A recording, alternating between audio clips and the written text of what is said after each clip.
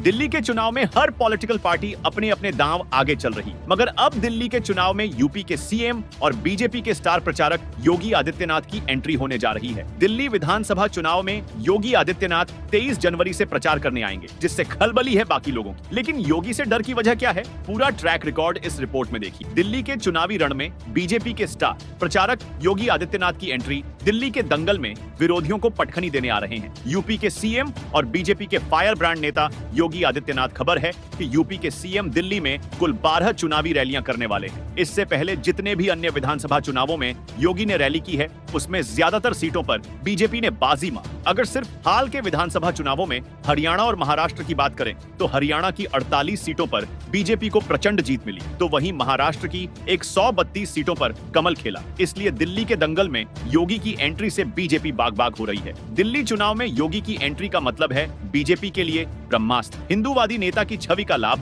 विरोधियों में खलबली आपको बताते हैं कि योगी आदित्यनाथ दिल्ली के किन किन विधानसभा क्षेत्रों में रैली करने वाले हैं। गोंडा, शादरा, किराड़ी, द्वारका, बिजवासन पालम, राजेंद्र नगर, पटपड़गंज, किराड़ी, उत्तम नगर और जनकपुरी विधानसभा क्षेत्र में योगी आदित्यनाथ चुनावी रैली करने वाले। अब थोड़ी नजर डालते हैं 2020 के दिल्ली विधानसभा चुनाव में बीजेपी के वोट शेयर पर। 2020 में गोंडा में बीजेपी को 57.5% वोट मिले, शादरा में बीजेपी को 45.3% वोट मिले, द्वारका में बीजेपी को 41.5% वोट मिले, विजयवासन में बीजेपी को 45.2% वोट मिले, पालम में बीजेपी को 38.2% वोट मिले, राजेंद्र नगर में बीजेपी को 37.7% वोट मिले और पटेल नगर में बीजेपी को 35.2% वोट मिले थे। 2020 की तरह इस बार भी मुकाबला सीधा सीधा आम आदमी पार्टी और बीजेपी के बीच ही दिखाई दे रहा है। 2020 के विधानसभा चुनाव में भी योगी ने दिल्ली में 12 रैलियां की। योगी ने जिन 12 सीटों पर रैली की थी उनमें करावल नगर, Rohini Narela,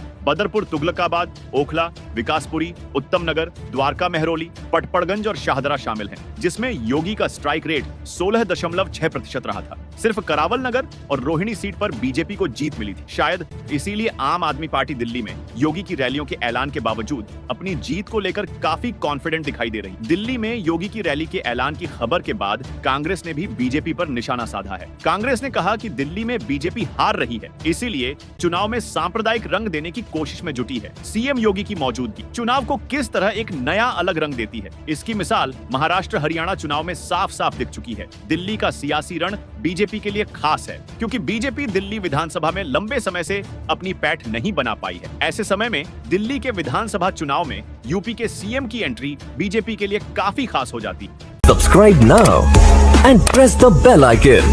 Never miss an update.